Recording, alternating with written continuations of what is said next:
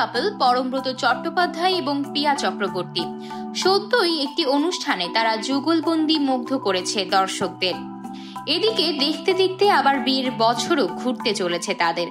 বিবাহবার্ষিকীর আগে আনন্দবাজারকে দেওয়া এক সাক্ষাৎকারে পরমব্রত চট্টোপাধ্যায় জানান, বিয়ে বিষয়টি তার ভালোই লেগেছে। তিনি যখন ব্যাচেলর ছিলেন তখনও তিনি বাড়ি কেন্দ্রিকই ছিলেন। স্ত্রী পিয়া তাকে জোর করেন না, কিন্তু তিনি বাড়ির বাইরে থাকেন না, তার থাকতে ইচ্ছা করে না।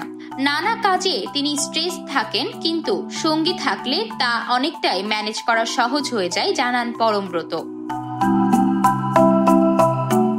বিয়ের পর স্বাধীন জীবনকে মোটেই মিস করেন না বলেও জানান এই অভিনেতা। তার কথায়, অনেক স্বাধীনতা পেয়েছি, আর দরকার নেই, বরং এই জীবনটাই পাইনি, এটা উপভোগ করতে চাই।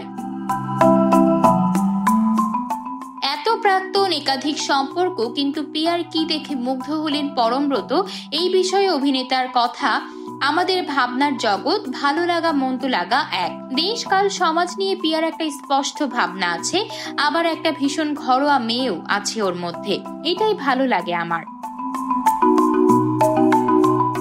অন্যদিকে পিয়াও জানান, এই 1 বছরে তার কোনো অভিযোগ নেই পেটের হাফের বিরুদ্ধে।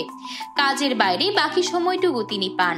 জানান, তাদের একসঙ্গে থাকাটাকেও গুরুত্ব দেন অভিনেতা। তবে একটা বিশেষ বার্তা অবশ্যই দেন পরমের উদ্দেশ্যে। বলেন, হাজবেন্ড হয়ে প্রেম জেগে বৈশিষ্ট্যগুলো যেন না চলে যায়।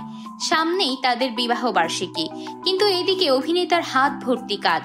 তবুও ব্যস্ততার মধ্যে তারা একদিনের জন্য কোথাও স্টেকেশনে যাবেন বলেই জানান এই দম্পতি।